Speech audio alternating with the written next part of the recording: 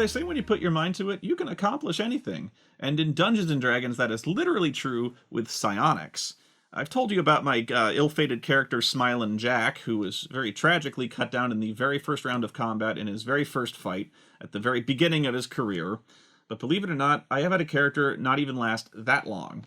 In fact, his career lasted negative seconds before it even began. And to understand how, I have to dive into the very deep rabbit hole of the mind that is psionics, with a P.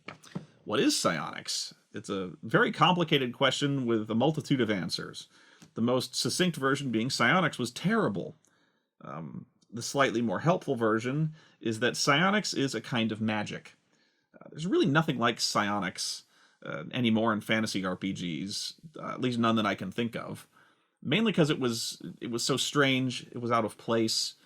But to back up a little bit, there's really two kinds of magic in D&D anyway. There's divine magic, which is the magic granted by the gods. You know, you pray to a god, you pray to Zeus, and he enables you to, you know, smite thine enemies with a bolt of lightning.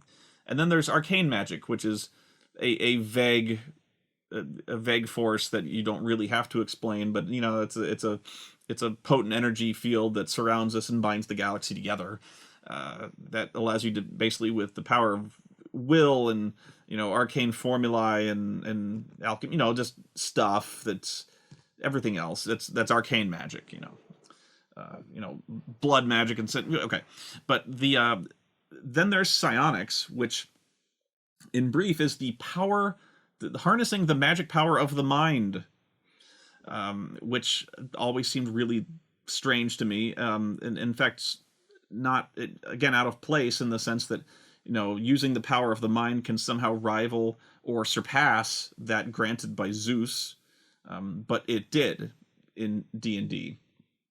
I think every group who played AD&D or before that attempted to use psionics and were very quickly horrified, confused, and disappointed by the experience, and really regretted it afterwards, rather like eating at Chipotle. It's one of those things where, like I said, it was really complex and confusing, and you just wondered why they bothered doing it, because it just played by its own set of rules that had never been done before, and it was just, you were just baffled by the implementation of it. It was like playing Final Fantasy VII Crisis Core. I mean, a slot machine? Really? That's how we're going to decide most of our combats, is we're gonna have a character run around, but there's just going to be a slot machine up in the corner that determines when you level up. I mean, seriously, that happens. Anyway, that's a whole other can of worms.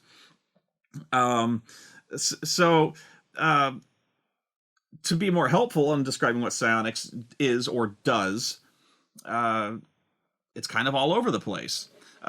Psionics is a little like telepathy, you know, the power to read and influence minds, like Professor X of the X-Men, or to float things with, you know, your mind, like, again, the X-Men, or like Jedi, or that the bullshit that the sectoids would screw you over with on a regular basis in XCOM. I mean, come on.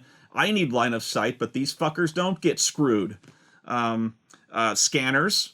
If you ever saw Scanners, great movie. Essentially, but yeah, to sum up again, psionics is basically the power to melt brains and make heads explode.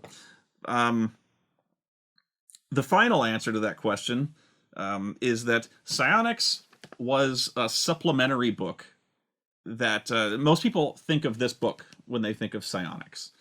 It's one of the splat books that adds this magic to your world, and it takes this entire book to define, you know, the rules for it, and the rest of it is spells, and it introduces the class called the psionicist. But it actually goes back further than that. It actually is another set of optional rules that I think, at least I'd forgotten that it was even here. But it's a set of, it's a brief little chapter in the back that, again, your eyes just kind of glaze over when you look at it. I'll show you some of the rules here, but when you look at it, first off, you have to there's just these mathematical formulae all over the place to you have to first qualify for it by having an absurdly high intelligence, wisdom, or charisma, and then there's determining whether or not you are psionic, which the odds of this are ludicrous. It's 1% for each point of intelligence over 16. Add 2.5 to the die roll, 1 for each point of wisdom over 16, and then 1 for every. Just already you're just like, oh. You have to calculate your percentage, then you have to roll the percentage, which is basically determined by the intangible qualities of your character. But that's not even. Then you have to determine how potent your psionic ability is. So even if you qualify, you may really be weak, which in a plot sense makes sense, but balance out the window. I mean, so far out the window, because if you get one really powerful, you are akin to a god at first level. You just have these limitless resources, and again, the power to fucking explode brains, whereas another character who rolls a 1 might be able to lift a coin or determine how many fingers you got behind your back, or whatever. But there goes my dragon. I'm sorry, dragon. So the first thing that it actually properly prioritizes what your first questions are when it comes to psionics is, how do I make heads explode? Okay, well it goes to determining your psionic powers, and then it goes right into how you do that. There's basically 5 powers that are used for attack modes. And then there's 5 defense modes that are complementary to the attack modes. It's basically like a really complicated rock, paper, scissors, where you're almost, when you start, you have to choose a number, you have to choose a subset of those 5. So say you choose 3 of them. So if you choose poorly and the person has the one that you can't counter, well, then you're screwed. So right away, it's irritating. So when you look at the attack modes, see if you can figure out on your own what does what. There's psionic blast, mind thrust, ego whip, id insinuation, and psychic crush. Well, those sound really cool and strange, like ego whip, and it's exactly what it sounds like. Ego whip attacks the ego, either by feelings of inferiority or worthlessness, or by superiority and megalomania. The attack affects but a single creature. So it literally is a psychic attack that makes you feel like crap.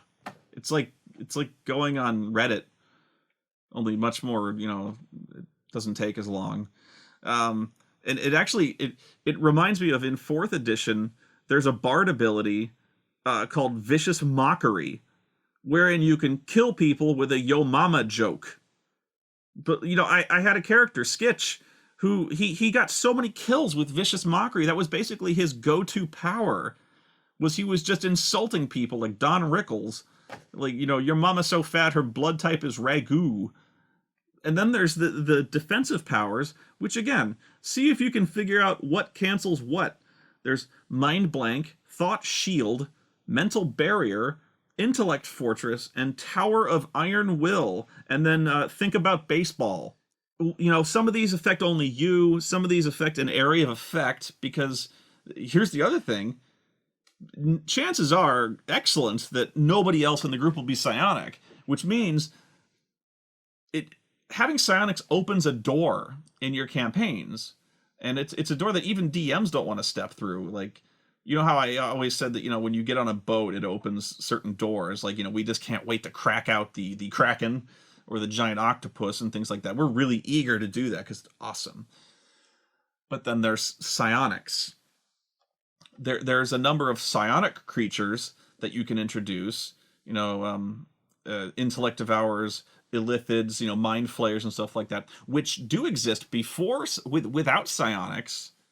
They have magic powers, but when you introduce psionics, then they've got all these powers, and then you have to study up on this second set of rules that really only one person uses. but everyone is affected by it.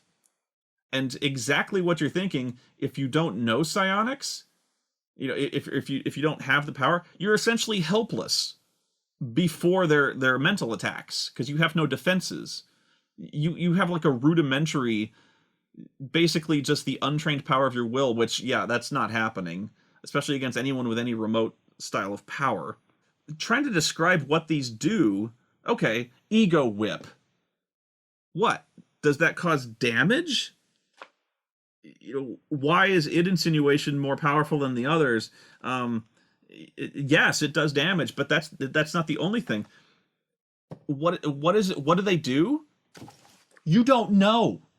It describes kind of what it does. It whips your ego, but what does that mean in the game? It doesn't tell you. It does not tell you in the book. It actually it refers you to it says somewhere like refer to the matrices, matrices in the Dungeon Master Guide to figure out what these things that you have do. What the hell is that? How am I supposed to choose when I don't know if they're any good?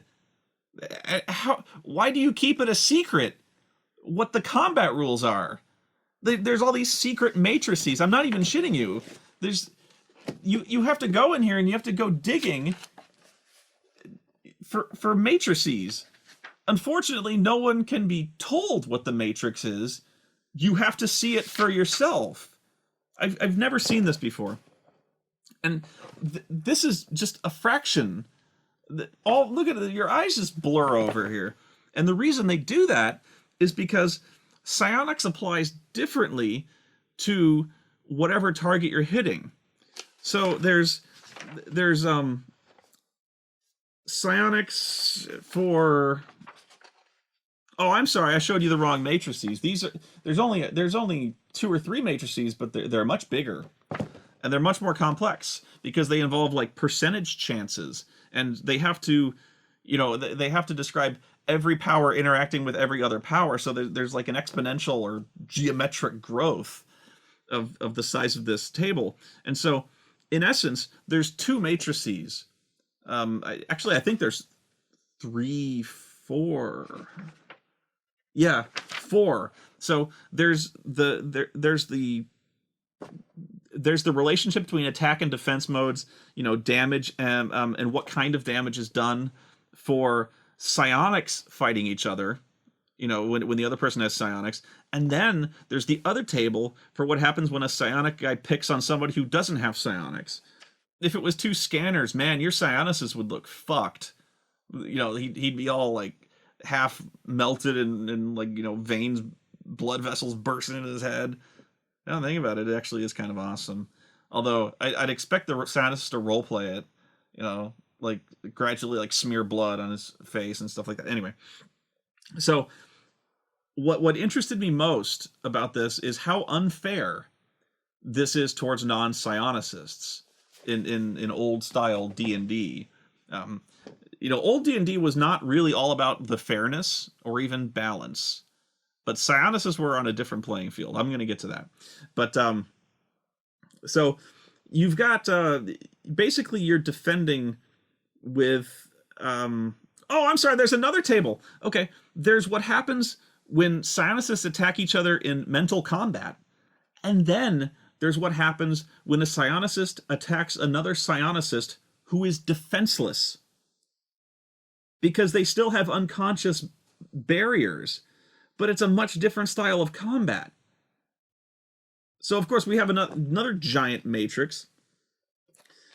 And so there's not only numbers, there's results, like conditions and results that occur from things like Psionic Blast and Psychic Crush. I'm sorry, no, man, I'm lying to you.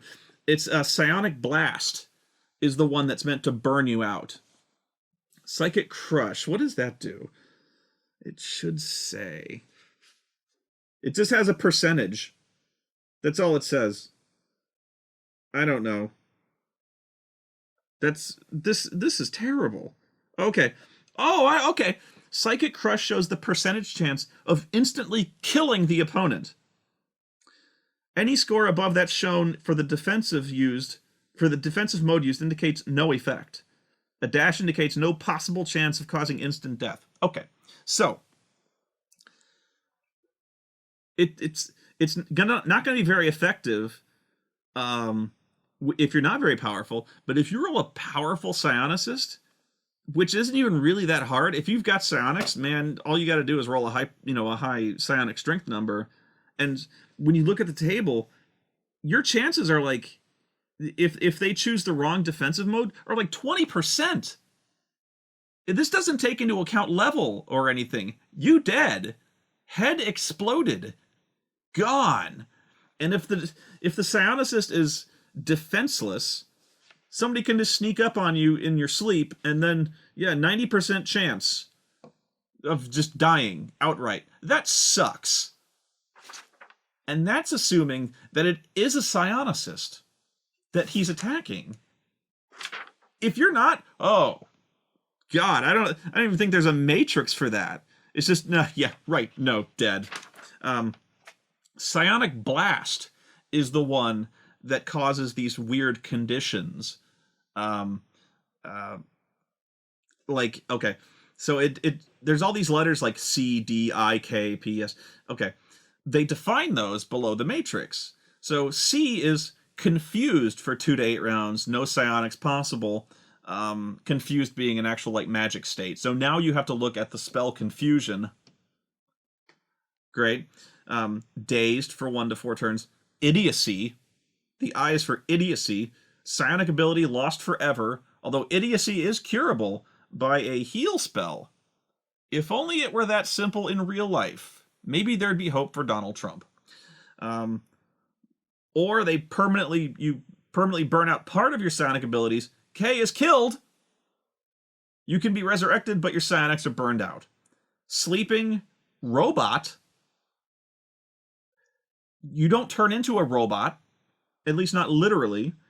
It means you're under control of the victor until released or 2 to 8 weeks have elapsed.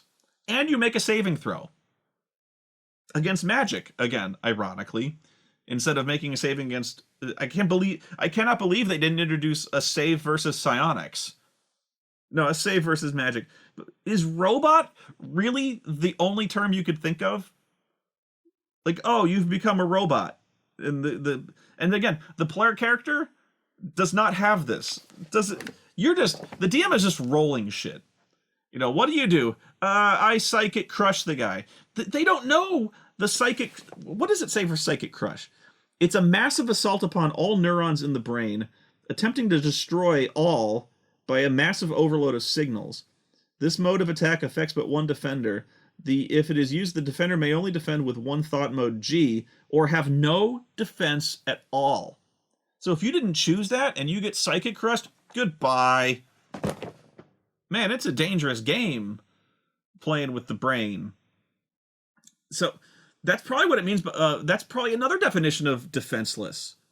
If you don't have the defense, or either you are not conscious enough to raise a defense, or you don't have it. Wow. If you look at this table, holy shit. Even the weakest one,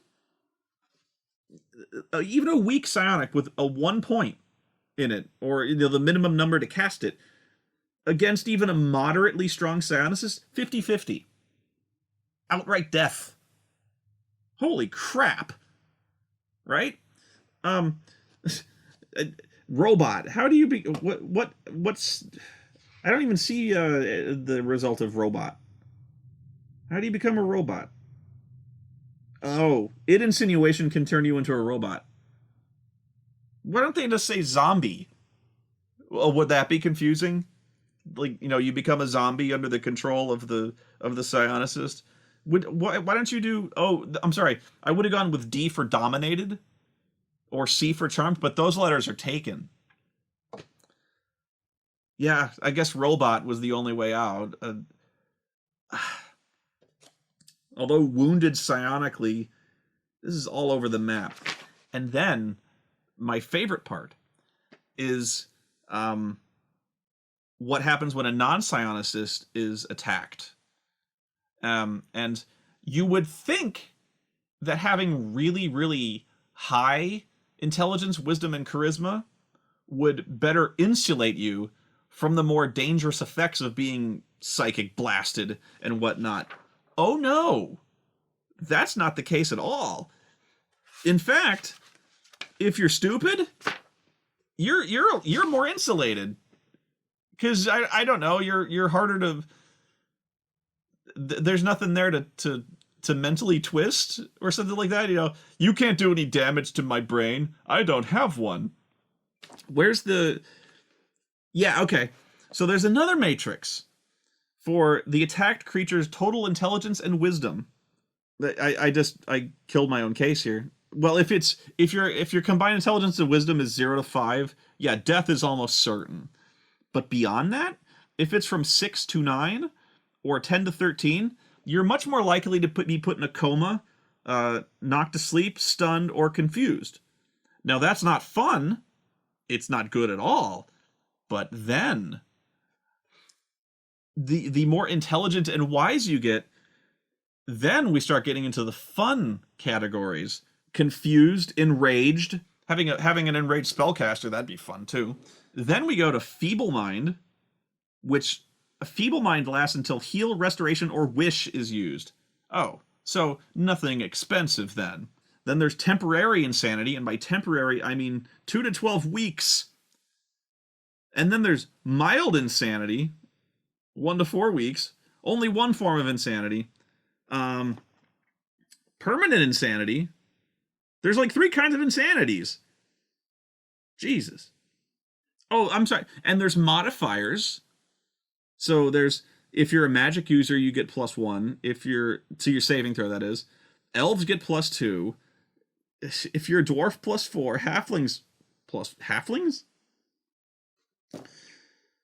If you're panicked, enraged, hopeless. The fuck does that mean? If you're hopeless, there is nothing here that defines the word hopeless. Except maybe Smiling Jack. He was hopeless.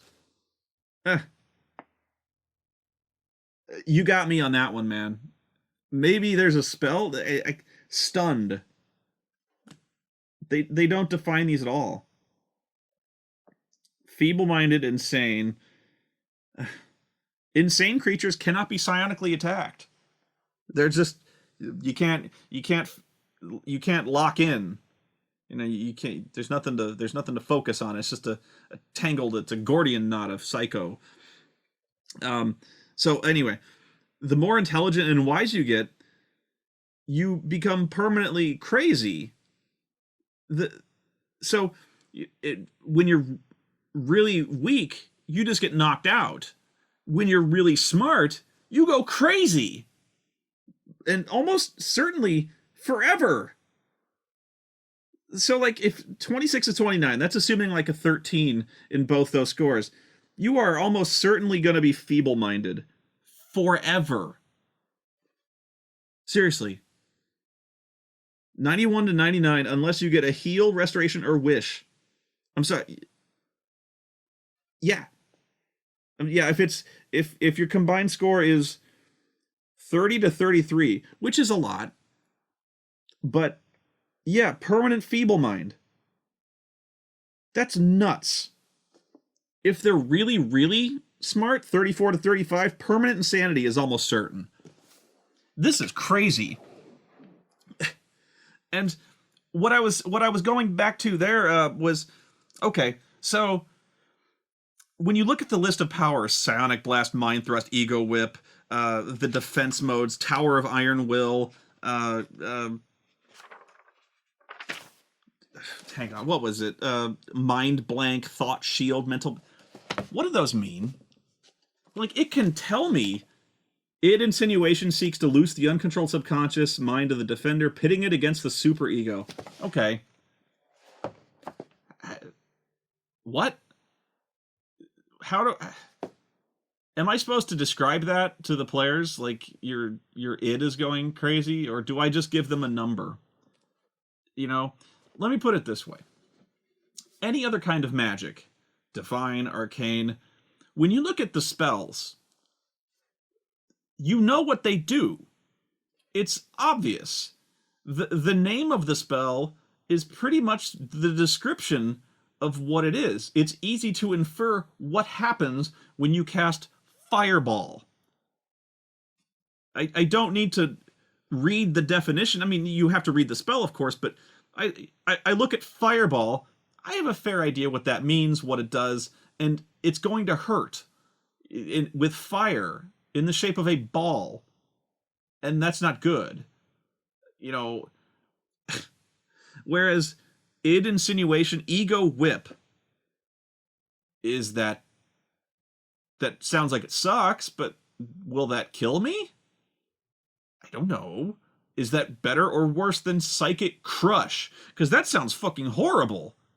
It is, but maybe it sucks. Maybe id insinuation, like, you know, call lightning, wish, heal, restoration. Those are all kind of generic terms, but you have a fair idea what it does. I don't know. Anyway, this was friggin' hilarious. Then we get to AD&D, where they didn't learn their lesson, and then they introduced this entirely separate set of rules. It's kind of like the gloves come off. And the DM doesn't want the gloves to come off here, because now I have to introduce psionic shit to oppose them. Which, if you're not psionic, that's bad news. So, like, I have to go after the players. The Mind Flayer has to go flay minds. That's what they do. They're bad enough without, like, the psionics in the traditional rules. But there's another table here and in here where the monster manual with all the monsters in it does not outline what what any of the monsters' intelligence or wisdom is, because you never need to know that. You know, what's the orcs combined into? I don't know. It varies. You know, if you're trying to mind crush a dire bear, what's its combined intelligence and wisdom? I don't know. So you have to calculate it every time you get a monster. Now you're taking notes as the DM. Now the game gets slow. And besides that, since there's only one person doing it, you have to keep flipping back and forth through the DM guide. You know, we had this system that was completely streamlined, fast as hell. And now we've replaced it with something that's really, really oddly slow and boring, and you just want it to end. And, you know, when it's over, you just feel bad, and we're not going to do psionics. We're just going to shuffle this off to the side, and we're not going to talk about it anymore. It's like the 5th season of Babylon 5, you know, which strangely enough also involves psionics. Interesting line going through this discussion here. But yeah, so now we're rewriting the monster manual. This is just getting radically out of hand. So they also define the psionicist class. So you've got another class with their own powers, their own special abilities, their own saving throws. So by what I mean by their proficiencies: gem cutting, harness subconscious, hypnosis, rejuvenation, meditative focus, musical instrument. I guess when you're hypnotizing people, you can, like, play that flute that you charm the cobras with. Like I said, the rest of this is the list of powers. And this is actually really interesting, because they actually do start to outline much cooler powers. So, oh god, and that choosing those is a joy, because it's not just like you don't just say, like, oh well, just pick 2 or 3 of these at first level. No, you have to have these things called disciplines. What do you do? Hang on. So you got to flip back and forth. So your attack and defense modes are separate. Okay, they still do that thing with the mind blank thought shield. So that's still there. And to even start doing that, you have to do what's called a mental link or something like that. So to even start mind blasting someone, you have to it's almost like a modem connection, on dial up. You first have to lock missiles, lock your mind bullets on, and unless that happens, you can't do anything. So you're first trying to seek out the target, because he's right in front of you, but you can't pin him down. And then once you do that, and then the thing is, it actually gets worse here in a way, because psionic combat occurs at the speed of thought. It occurs. How much in the movie Inception is the dream world faster, or at least time is dilated? In this, psionic combat takes place 10 times as fast as combat in the real world, or at least the world outside of their brains. So when psionists fight, everyone goes around, then it's the psionicist's turn, and they have 10 rounds of combat just trying to melt each other's brains. 10.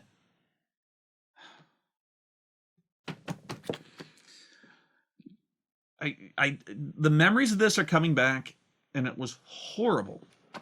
So when they make their character and they choose friggin' hypnosis, which is not as cool as you'd think, they actually go, they kind of go real world on this one, where psionics are just kind of it takes hours and it puts you in a suggestion. It's not like this thing where you just look at them and go crazy eyed and do this and you make them dance like in combat. No, it's just I'm going to help you remember things, which is useful, I guess. But it's when you think hypnosis, you again start thinking X-Men. No, it's nothing like that. Oh, psychic lock. Yes, that's what happens when you first have to mind wrestle people. If both characters made it into the new psychic contest, if you cannot maintain your power effectively giving up, you suffer a backlash and suffer 4d4 PSPs immediately.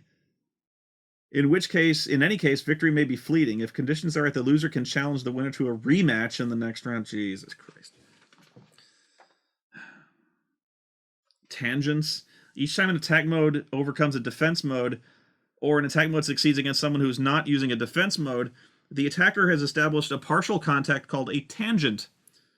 3 tangents equal full contact. Thus, establishing contact with someone's mind through combat requires 3 successful attacks. In common parlance, a tangent is often called one-finger contact, and 2 tangents, 2-finger contact. We're getting into a weird pervy area here. The last time I 2-finger contacted someone, it was April. And we agreed we shouldn't do that anymore. Well, that's... Yeah. Anyway. So, yeah. In other words, 3 successive attacks take the place in 1 successful use of contact. The tangents no longer apply when contact is established. That's why there's no such thing as 3-finger contact. Oh, so we're not doing the Spocker. There's no 3-finger contact, guys. There's no such thing. I don't want to hear it. It's unnatural. Okay? Don't you even show me nothing about 3-finger contact, because that ain't happening. Okay? Once you've established your tangents, then it's 2-finger contact, and then we're past third base. There is no third base. Once you're at second, they're waving you around. Once you get past second, just go for it, man. Balls deep. And once you're fully contacted, once you've gone 3 fingers, then the character is essentially helpless before you. So yeah, there's all sorts of like schools of thought that define what powers you can choose. So clairsentience. Let's see. Psychokinesis. Essentially, I guess the power to psychokinesis, psychokinetics. Ugh. Psychometabolic. Psychometabolic. Sorry, metabolic. So again, let's see if you can figure out what these spells or psionic disciplines do. Body control. Body equilibrium. Cell adjustment. Double pain. Chemical stimulation. Sounds like fun. With this devotion, Psionicus can make his body simulate the action of acids. The character secretes an acid through his hand. Any item he touches and holds briefly must make a saving throw versus acid or be dissolved. Acid for blood. Immovability. Nothing moves the blob. I don't see how that's really useful. What are you going to do? Prop him in front of a door? Think real hard, Joe. Just be immovable. You'd be great in tug of war, I guess. Lend health. Share strength. Probability travel. It's like in Hitchhiker's Guide. You can use the infinite improbability drive. When a wizard uses the astral spell, he forms an astral body, which remains connected. Oh, Jesus. Banishment. Teleport. Summon planar creature. Teleport. Other dimensional door. Dimension walk. Dream travel. Okay. Anyway. My point is, I don't have a point. There's a lot of cool powers here. So it's not all just spending 10 rounds staring at each other intently and doing boring combat. They do introduce a number of kind of cool powers, but the problem... Well, actually, I'll get to the problem in a second. So, there's awesome powers. And they sound great. So there's Psychic Crush, like in Yu-Gi-Oh! You know, you can mind crush people. There's Ultra Blast. I don't know what the fuck that is. Let's see if we can find Ultra Blast. I didn't write down the page number. Figures, right? I took extensive notes, but I didn't put down Ultra Blast. Mind Wipe. Ejection? It's the final defense against unwanted contact. Yeah, once somebody's going for 3 fingers, you better eject them. Ho!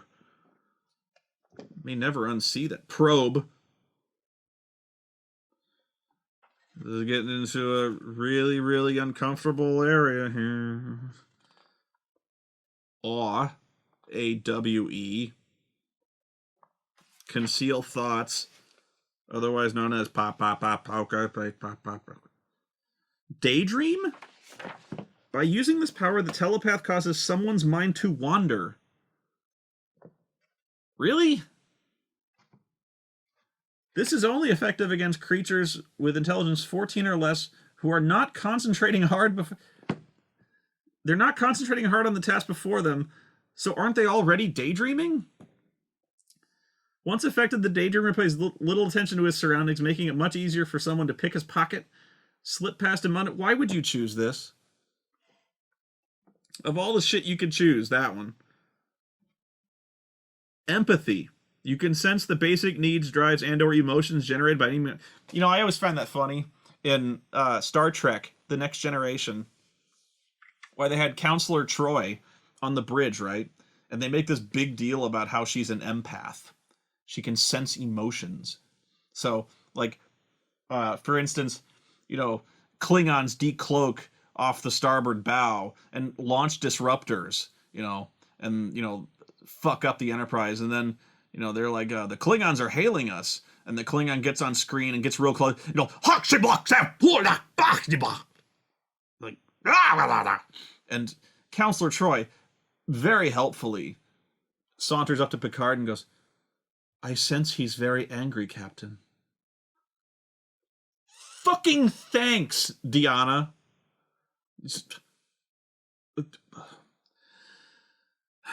Empathy. Identity penetration. Wait. Incarnation awareness? By applying this power to another character, the scientist can gain knowledge about past lives. One past life can be explored per round. Past lives? And those immediately... Wow, this is establishing a weird... This establishes all new rules for how death is handled in Dungeons and Dragons, right? There's no such thing as reincarnation, except there's like a spell that does reincarnation, but this makes it official. Usually when you die in D&D, you go to the, the afterlife, the outer planes to no, you get reincarnated. And scientists can look at your past lives through your genetic memory. That's weird. Invincible foes. The victim of this devotion believes that any blow struck against him will cripple or kill him. Couldn't that be any blow? Like, if this were real? Like, I don't care how many hit points you have, any blow could cripple or kill you. Even if the blow actually causes just 1 point of damage, the victim thinks he's dying and that he can no longer fight. Well, I have that all the time. I broke my toe once, and I was just done for months. Mind bar, mind thrust, phobia amplification. Where's ultra? Repugnance. Synaptic static. Thought shield, truth ear. You can tell when people intentionally lie. Where's Ultra Blast? Psychic clone. Ultra Blast. A character using psionic Ultra Blast can overwhelm and damage nearby psyches. To do this, he casts thought waves in all directions, Captain. In layman's terms. I like how they go to layman's terms a lot. Okay, how many fingers are we touching? In layman's terms, the psionicist grumbles psychically for 3 rounds. Grumbles? Then his consciousness bursts forth, and a horrid psychic scream penetrates all minds within 50 feet. It's like Mariah Carey. Victims may never be the same again. All victims within 50 feet of the psionic Ultra Blast must save versus paralyzation. Failure means they pass out for 2d6 turns. Those who pass out must immediately save versus paralyzation again. If they fail a second time, they lose all psionic power. Only psychic surgery can help them recover this loss. Although the blast does not affect the initiator, the risks are great. If the power check fails, you have to do a check to see if you can invoke your own power. The caster becomes comatose for 1d10 days. Some characters may think he's dead. Well, the characters he tried to Ultra Blast will definitely think he's dead because they're going to stab him 1,000,000 times and make sure of it. What? Meta-psionic devotions. Cannibalize. I looked through this once and I didn't see these. The power allows the character to cannibalize his own body. Auto-cannibalism? You can cannibalize your own body for extra psychic points. When it's used, the character can take any number of constitution points and convert them directly to PSPs at a ratio of 1 to 8. The constitution reduction is not permanent, but it is debilitating and long-lasting. Holy shit! You can only recover 1 cannibalized point in constitution per week of complete rest. Intensify. Figure that one out. Psionic inflation. What are we inflating? Usually I need to get a pump. I mean, someone would need to get one of those. Yeah, I wouldn't know. I wouldn't know what those do. I've heard things. I know a guy who got it. Prolong, I've never had that problem. You know, with I've never had to use the prolong discipline. I tantric, you know, we do it to the we put on a CD and it's to the rhythm of the ocean waves. I don't know. She likes it. it I'm getting to the point where I can hold out for like a week. It's like Sting. Anyway, I've never needed it. So yeah, we're inflating and we're prolonging. Retrospection. I can do that all the time. Splice. Stasis. Oh, this is where we're getting into the... Okay. So, when you're looking through this, some of the titles are really cool. So, I think this is why people like to try psionics, is because you've got shit in here inflating and prolonging and stuff like that that you've got to know, right? One of my favorites is Detonate. Let me see if I can find Detonate, because that's a fun one. Well, I'll sum up for you. Detonate is essentially the power to explode heads. That's the power you want. Although it is somewhat limited. Detonate only really affects the undead, but it's like guaranteed, you know? So the only reason they called it that was because I guess exploding heads wasn't really like... It's a little too direct, you know? Like, we don't want to really... I mean, come on. We got to have some decorum here. We don't just want to have a power called Explode Heads. Although, yes, you do. So if you read through here, and where is it? Figures. One time I don't do it. Or you could choose Daydream. You know, one or the other. If I'm flipping through this book, oh, what powers do I want? Let me see. Time shift, dream travel, astral projection. Daydream. Wow. Summon planar creature. And by the way, you can choose any of these. Any one. As long as you have the PSPs to cast it or use it, it's all good. Okay, yeah, Detonate. Some psionicists can make a bush self-destruct or cause a zombie to explode. There's even a picture, and I'm not going to show it to you yet. With the Detonate power, latent energy inside plants or inanimate objects can be harnessed, focused, and released explosively. The power even works against animated undead, parentheses, skeletons and zombies. It does not affect non-corporeal undead such as ghosts because they aren't material.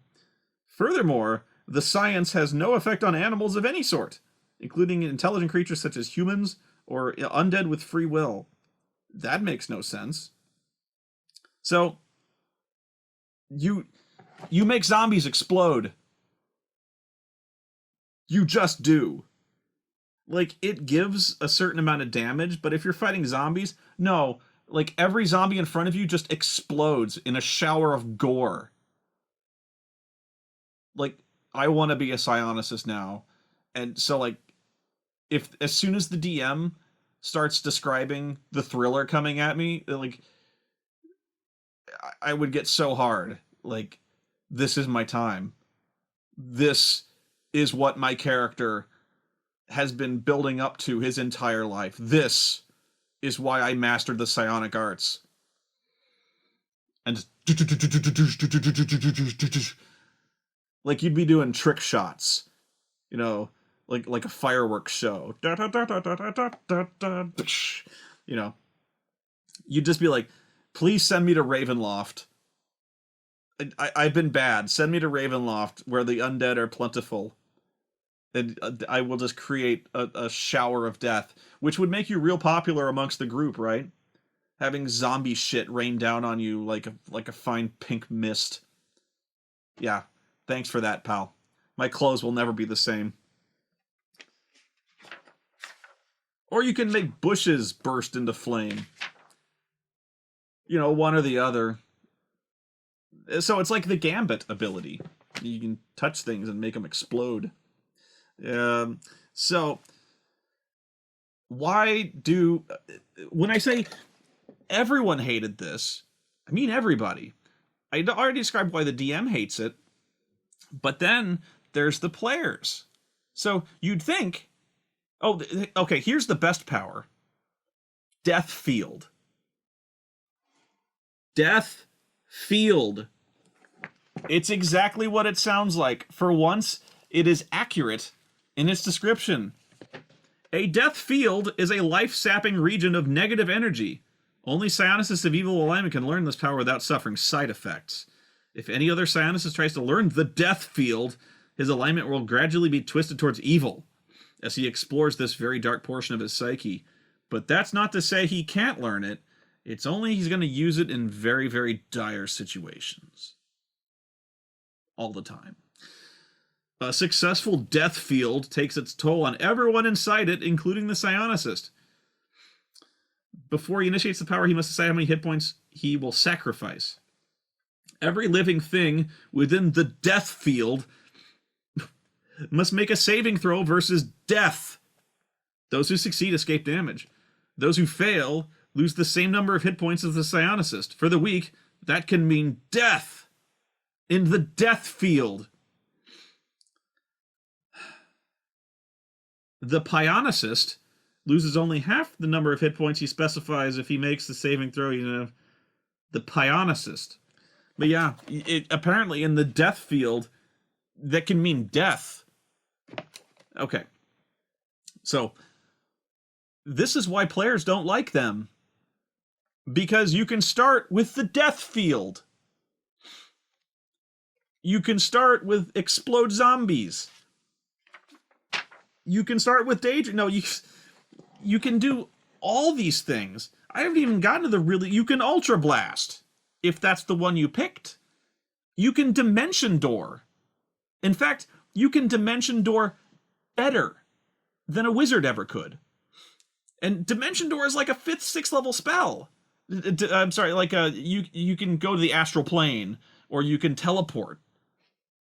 You can just do it immediately.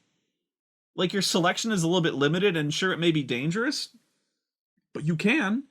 And when they cross into the astral plane, they do it better than a wizard because... Oh, jeez, I'm getting deep into the lore here.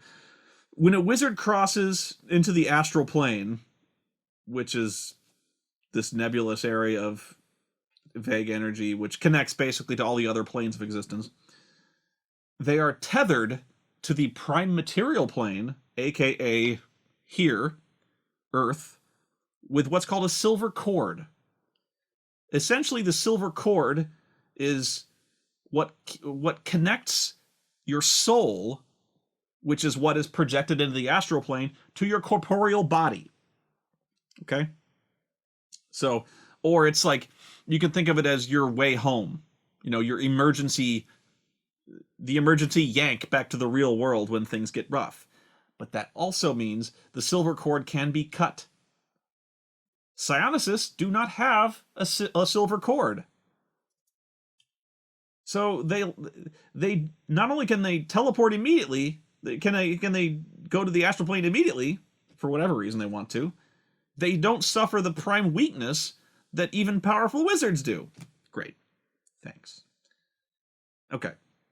So, but you might think, well, the players should be happy because the Psionicist can do really insanely powerful things right away, so we're always going to win.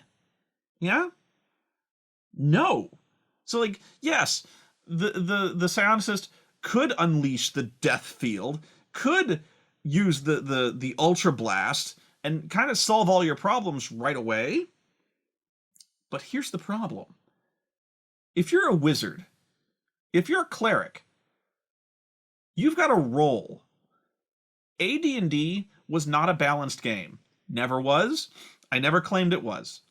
It's a deeply flawed game, but I love it because it's not meant to be balanced. I've gone over this a little bit, but it's meant to be a team effort. So, no, the wizard is not balanced at first level like a fighter. A fighter is way better because a wizard starts out with 4 hit points max, maybe 5 or 6 if they have an insanely high constitution. 4 points. 1 spell. 2 if they've got if they're a specialist. 1. Okay? Whereas a fighter can fucking crump people for 1d12 damage with his fucking two-handed sword. That's not fair. Here's why it is. Because a wizard starts off weak because he's just learning.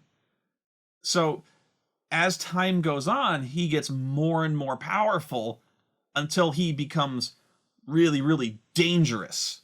He can start throwing fireballs. He can throw those massively destructive spells. So if the wizard's here and the fighter's here, they kind of cross, like as level goes up. So the fighter always stays good at fighting, but his applicability, so to speak, in combat goes down. Because he can only hit so many things with a sword per round. He can only do... So he has kind of one answer to things as he fights. Whereas a wizard has a whole arsenal of spells, can do really, really powerful things, and affects... It's magic. You can start doing those things that really powerful wizards do. They have much more of an influence on the field of combat. Clerics have a very pivotal role. Thieves, nobody can do what a thief does. Nobody can do what a ranger does. And most importantly, nobody can do what a cleric does. Which is heal, turn undead, and that... So here comes this psionicist, this asshole. Here this guy comes, and he can do anything. Oh, I can... Yeah, you want me to teleport into the palace? I can do that. What, you can't? What, you've got to read a book? How long you got to read that book for? 4 hours? Holy shit. How many spells you got? 1?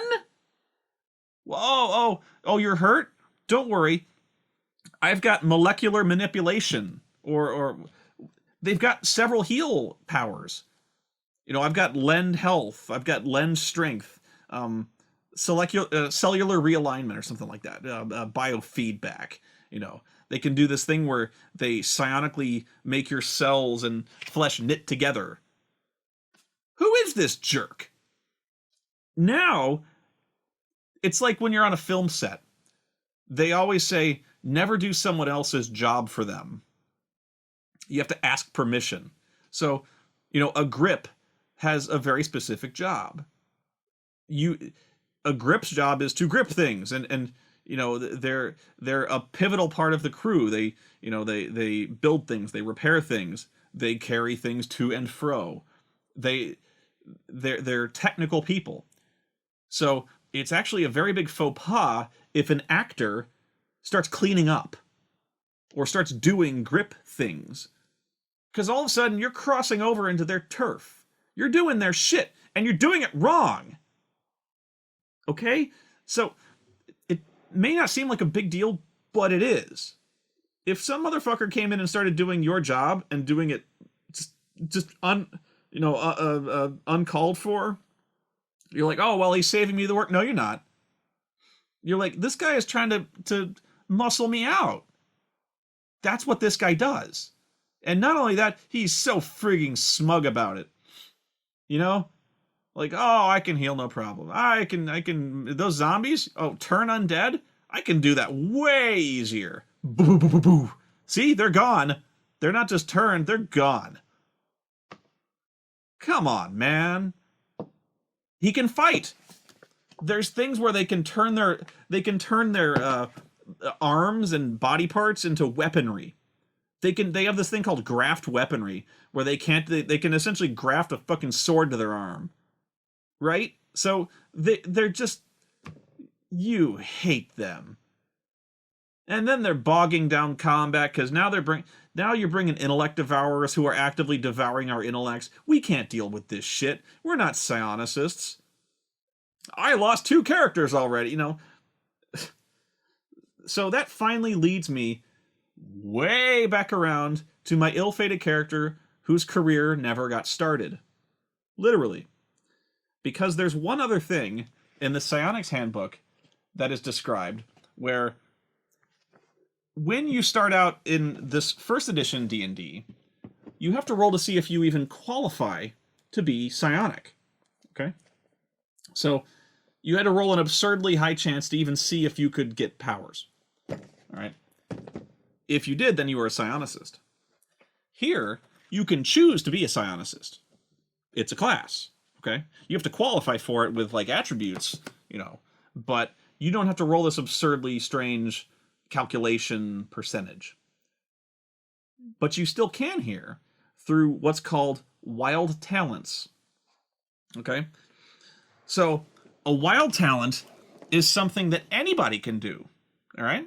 So, any character can choose, if they wish, to test if they get a wild talent, which again is one of those. It's basically the same absurdly complicated roll, but you know you've really got maybe a 4% chance of ever doing it, and you have to have really high stats. I think like the base chance is 1%.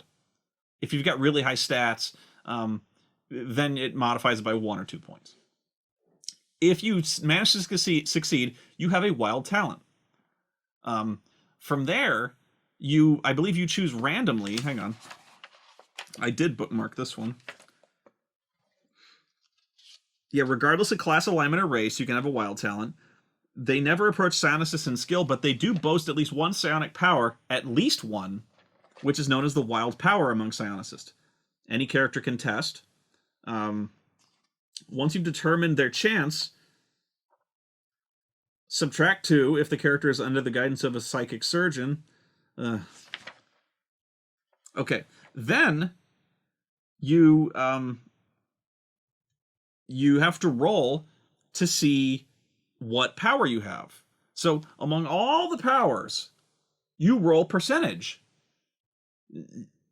So first you have to roll to see what devotion you go to, you know, telepathic, clairsentient, psychoportive, telepathic, and then you roll what percentage, what random ability that you get. So yeah, your random wild talent could be anything from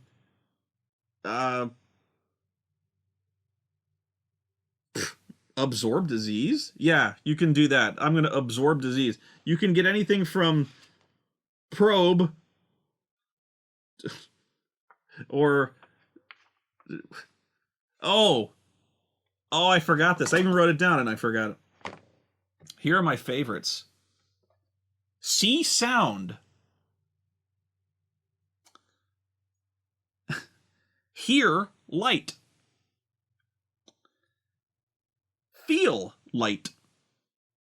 And that's not I feel light. I there's light and I feel it. What the fuck does that mean? I'll tell you. Because this gets awesome. It does not get awesome. Let's see. Feel light. Okay. Feel light. This extrasensory power allows the psionist to experience light through tactile sensations, by touch, in layman's terms. His entire body becomes a receiver for light waves. In essence, his body replaces his eyes. He can see what his eyes would normally reveal. His field of vision does not change. What? Then what? Why? What's the point? If your entire body becomes a light receptor, then you should be able to see out your ass. Wouldn't you think? I would want to see light, feel light through my dick. If that's the only part of me that's exposed to air, like if I'm completely bound in, for instance, a gimp suit, which would never happen to me, and if I was stuck in the gimp suit with my dick out and I couldn't get out and I desperately needed to get a phone to dial April to get me out, then I would want to maybe if it was behind me. Feel sound. It's almost identical to feeling light, but you feel sound. The power does not detect sound where there is none. Wow. Thanks for outlining that one.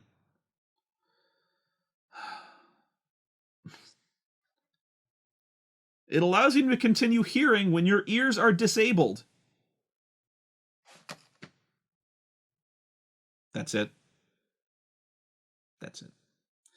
So, basically, you make this absurdly complicated roll, and then you roll feel sound.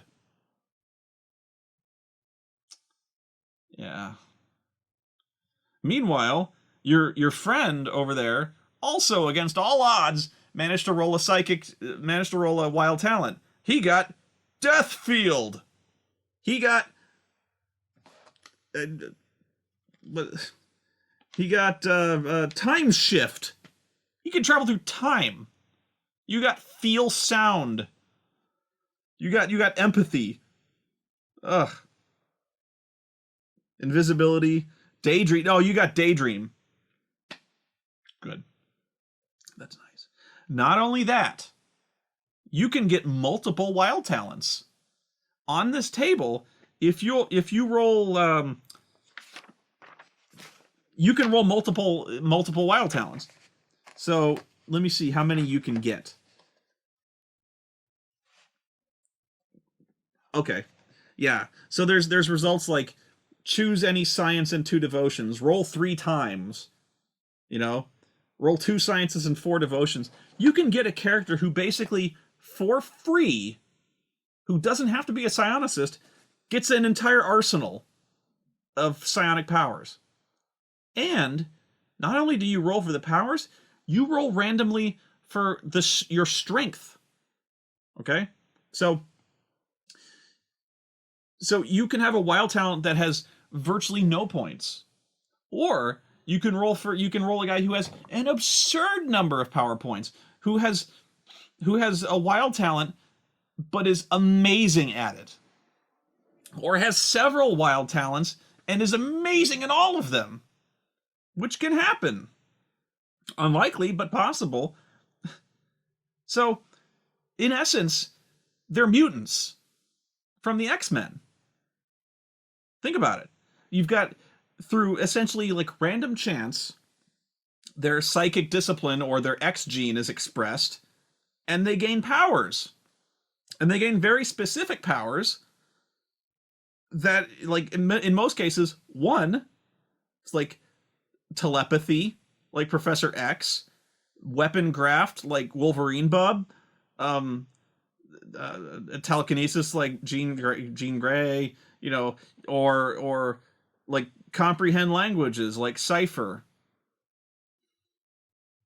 Poor guy. Or you could feel light, like fucking Dazzler. Even Dazzler could harness the light offensively. She didn't just feel it. So yeah, they're X-Men. They're mutants. And believe it or not, I think there was even... Which mutant had a death field? I'm pretty sure there was one. I don't know, but I'm pretty sure there was one. So, all of a sudden, you've got fucking mutants running around. Which leads me to my character. Finally. This character that I played never had a name. Because he died. And he died in character creation. Why? Well, when you roll for a wild talent, you win or you die. Well, or you just don't have a wild talent. So, your odds of getting a wild talent are absurdly low. You know this. But you also have the odds of something bad happening. So, if you choose to test to see if you have a wild talent, you expose yourself potentially to harm. Only if you choose to. Not everyone... You have to sit down in your room and willingly... Everyone's tried this. As stupid and as unlikely as impossible as it is, every single person here has tried to move something with the Force. You know you have. You've just been like, I didn't think so. And you're trying it now, and it's not working. I hope it does work, though, because, man, you'll make a fortune. So, yeah, essentially, your character sits down and tries to use the Force. And in 1% of cases, it works. But if you roll 97 or higher, the character suffers the following consequences. 97. Save versus death, or your wisdom is reduced by 1d6 points, from 1 to 6 points permanently. 98. Save versus death, or intelligence reduced by 1d6 points permanently. 99. Save versus death or constitution reduced by 1d6 points. Or 100, if you roll 100, save versus death with -5 penalty, or wisdom, intelligence, and constitution are all reduced to 3 permanently. I rolled 99. My character's constitution was 5. I rolled a 6. When your constitution goes to 0, you're dead. If your intelligence goes to 0, you are essentially a drooling fool. And you are forever incapable of anything resembling intelligence, initiative. You are just forever. Much like wisdom, except with wisdom, if your wisdom is 0, you become a shrieking maniac. Literally everything, it's like being bombarded with sensory information. Everything is too much for you. You go crazy. You are constantly screaming in terror at everything that is happening around you. So you become a lunatic. That's what 0 wisdom is. But no, my wisdom was low, or my constitution was low, and I rolled a 6. My constitution had then become -1. I was dead. Yeah. That's the end of him. He died in character creation. And as far as I know, that is literally the only way to die in character creation in Advanced Dungeons and Dragons. That's basically the end of the story, but there are some footnotes to this.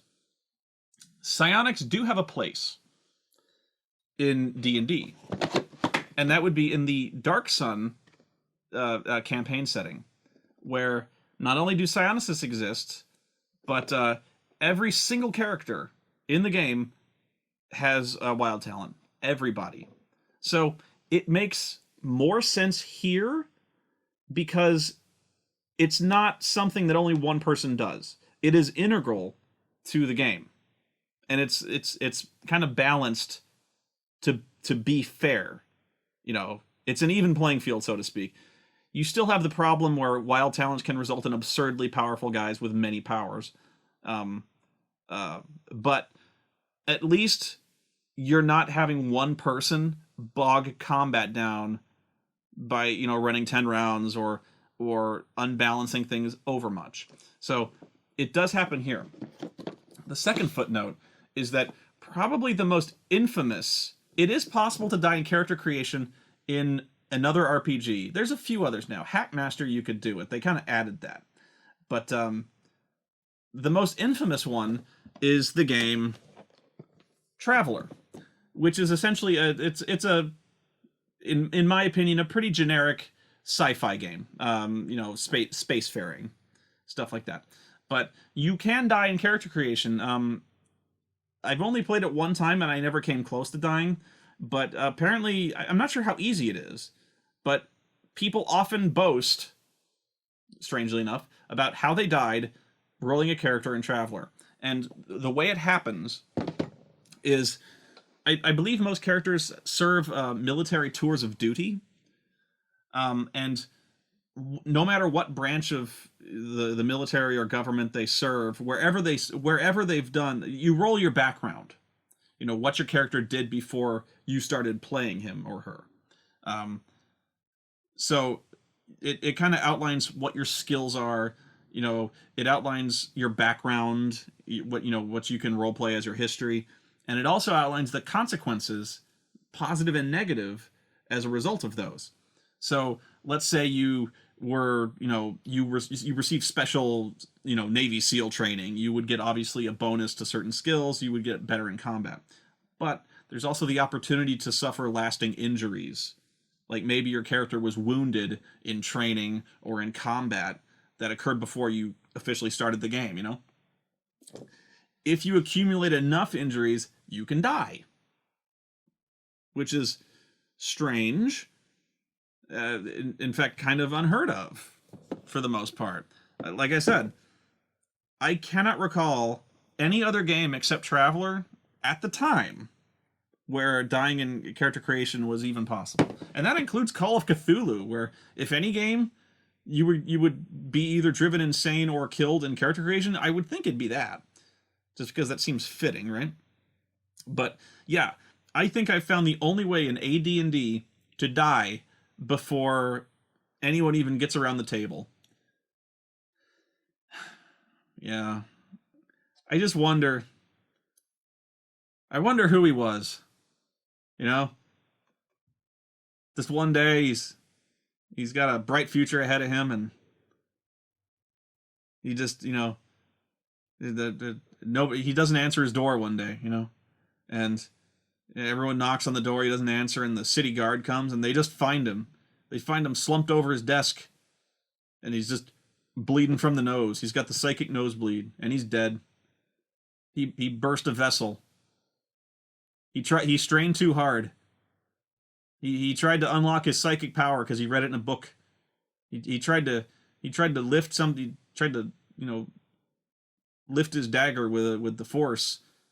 The strain was too much. He burst a blood vessel and he died. But nobody will ever know. They'll just see him dead and they'll wonder why. Why? What happened? Well, and I guess that's what's important. But poor guy, never got a name. Like so many adventurers, he died, well, until now, unsung, forgotten. But at least, hey, it's kind of funny.